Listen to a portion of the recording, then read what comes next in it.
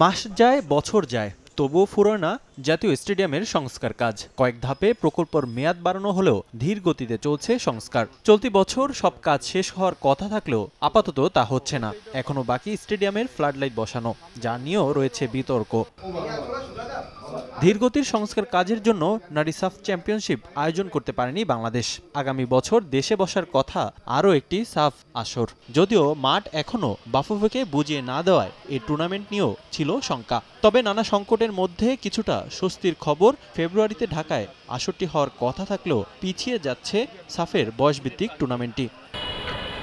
শুধু এই টুর্নামেন্টই নয়, 2025 সাল পর্যন্ত সাফের সব টুর্নামেন্টই স্থগিত করেছে দক্ষিণ এশিয়ার ফুটবলের নিয়ন্ত্রক সংস্থা। এফসি টুর্নামেন্টের সূচি পরিবর্তনের কারণেই নতুন করে সাজানো হবে সব টুর্নামেন্টের সূচি।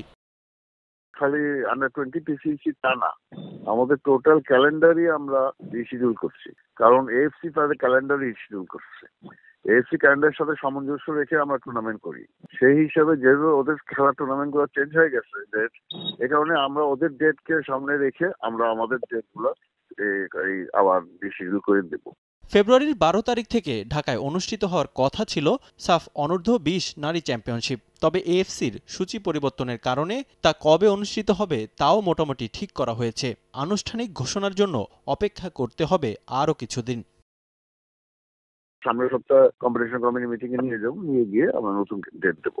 আমাদের কাছে আছে, কিন্তু আমি এখন যেহেতু এটা আমাদের কম্পিটিশন কমিটির থেকে এখন অ্যাপ্রুভাল আসে নাই, এই কারণে আমি তো এটা ফ্ল্যাশ করতে পারছি না। সূচি পরিবর্তনের কারণে জাতীয় স্টেডিয়ামে টুর্নামেন্ট আয়োজনের যথেষ্ট সময় পাবে বাফুফে। রিফাতুল ইসলাম মিরন, সময় সংবাদ, ঢাকা।